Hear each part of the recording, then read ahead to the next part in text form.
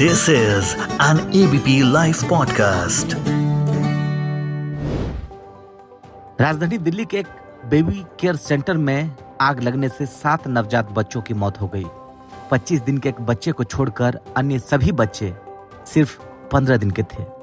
दिल्ली में पिछले कई सालों से अस्पताल में आग लगने की कई घटनाएं सामने आई है।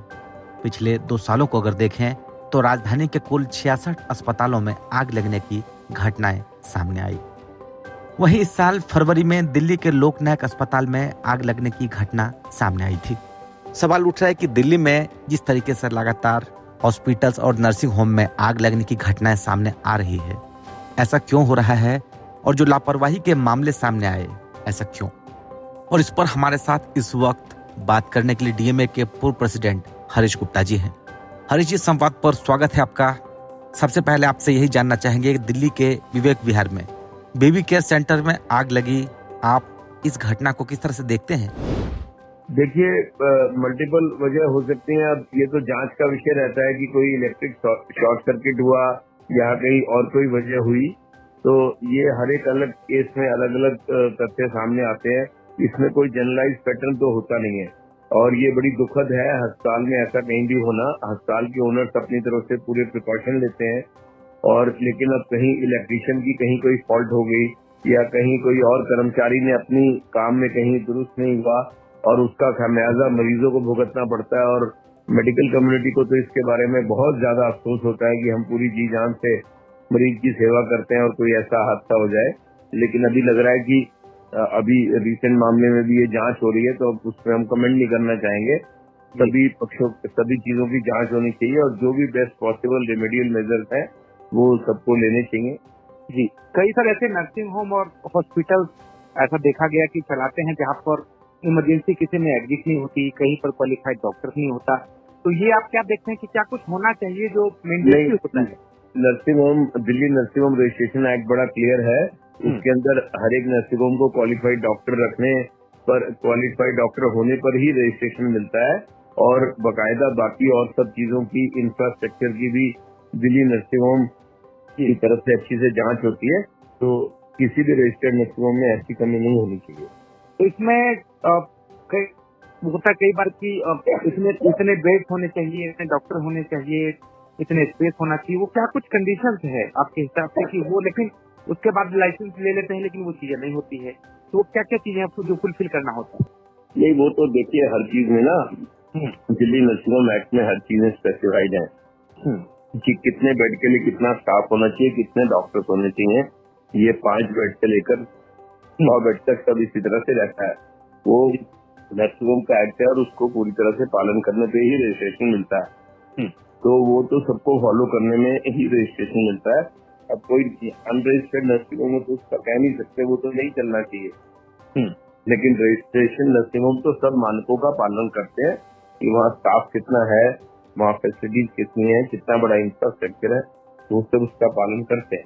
जी, एक सवाल ये उठ रहा है सर कि जो इस तरह के नियम का पालन नहीं कर रहे हैं, तो लाइसेंस तो ले लेते हैं लेकिन करते नहीं है, तो आपके हिसाब से कि उन नर्सिंग होम पर क्या कुछ एक्शन होने चाहिए और कैसे वो पता चले? तो उसके लिए क्या कुछ समय बीच में नर्सिंग होम सेल की तरफ से बहुत सारी चीजों के बारे में इंक्वायरी आती रहती है।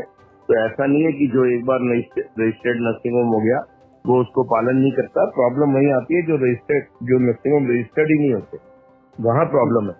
तो वो जो सरकार का सिस्टम है उसकी तरह द्वारा हमेशा इस बात पे नजर रखी जाती है कि जहाँ भी ये कोई भी एडमिशन फैसिलिटी है उसके बारे में पूरे मानकों का पालन किया जाए और नर्सिंग होम रजिस्ट्रेशन के बाद ही चलाया जाए।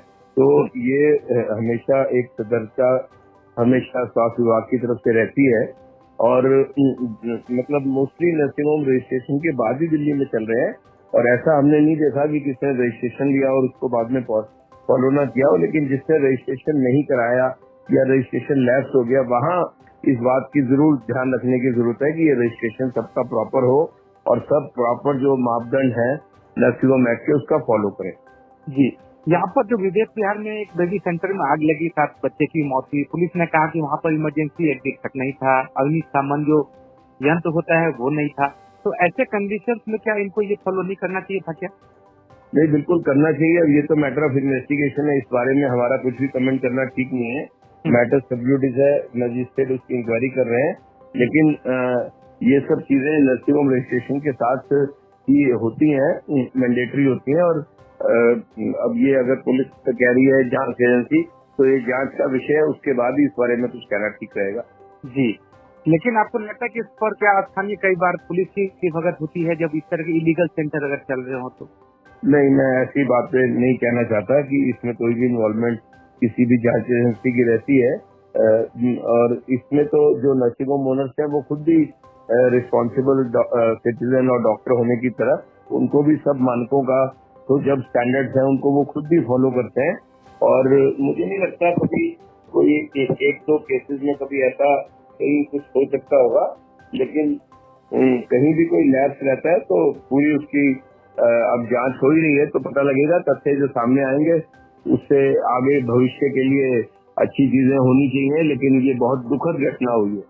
जी, आप सब खुद बीएसएल प्रेसिडेंट रहे हैं, तो आपके समय में क्या कुछ सामने आई घटना, आपने क्या कुछ उस पर एक्शन किए थे? नहीं, हम तो लगातार अपने नर्सिंग होम ओनर्स की मीटिंग करते रहते थे और अभी भी वो मीटिंग जारी रहती है। हमारा नर्सिंग होम फोरम है जिसमें 800 के करीब मेंबर्स हैं। रेगुलरली उनको अपडेट करते हुए क्या क्या स्टैंडर्ड्स हैं, उनको हम क्या फॉलो करना चाहिए, और जो दिक्कतें होती हैं वो सरकार के साथ भी हम उसको लेते हैं। तो ऐसा कुछ नहीं है, नर्सिंग होम ओनर्स तो खुद ये चाहते हैं कि हम सब चीजों को फॉलो करें और अपने मरीजों को अच्छी से अच्छी केयर दे सकें। इस तरह के जब मामले सामने आते हैं तो उसमें डीएमए की क्या कुछ भूमिका होती है? नहीं, देखिए, डीएमए तो अपने मेंबर्स को बार बार अपडेट करता है, उनको उनकी स्किल्स अपडेट करता है, उनकी नॉलेज एनहेंस करते हैं और सारे रूल्स के बारे में बार बार डिस्कस करके बेहतर से बेहतर हो सकता है जो उसको अपने माध्यम से करता है। बाकी कोई भी ऐसी अगर हादसा होता है तो इसमें तो जांच एजेंसी की जो भी रिपोर्ट होंगी उसके बारे में ही कुछ उसको डिस्कस किया जा सकता है। आपको क्या लगता है, क्या कुछ एक्शंस होने चाहिए ताकि जो इस तरह के इलीगल सेंटर चल रहे हैं वो फिर तुरंत उसको ब्रेक लगाया जा सके? इलीगल सेंटर्स तो नहीं चलने चाहिए। सरकारी एजेंसीज को ध्यान रखना चाहिए कि जो भी सेंटर्स हो वो प्रॉपर रजिस्ट्रेशन के बाद, प्रॉपर उसकी वैल्यूएशन के बाद ही रजिस्टर हो, और सारे सेंटर रजिस्टर होके ही इंडोर एक्टिविटी चलाएं। ये तो प्रशासन को ध्यान रखना चाहिए। आखिर में कुछ आप कहना चाहेंगे इस पॉडकास्ट के श्रोताओं को? हम तो पूरी अपनी सेवा और समर्पण के साथ मरीजों की सेवा करते हैं, और ऐसी कोई हादसा होता है तो सबसे ज्यादा दुख उन डॉक्टर्स को ही होता है जो अपने मरीजों के लिए अपना दिन रात लगाते हैं। लेकिन अगर कहीं भी कोई ऐसी चीजें होती हैं तो उस जांच से जो भी निकल के आता है उससे पूरी मेडिकल कम्युनिटी को भी मुझे लगता है हमें और नए प्रिकॉशंस लेने के लिए पता चलता है।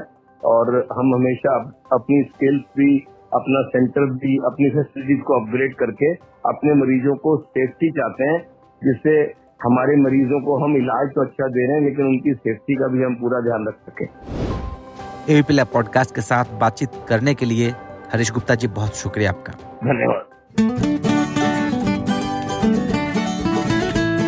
This is an ABP Life podcast.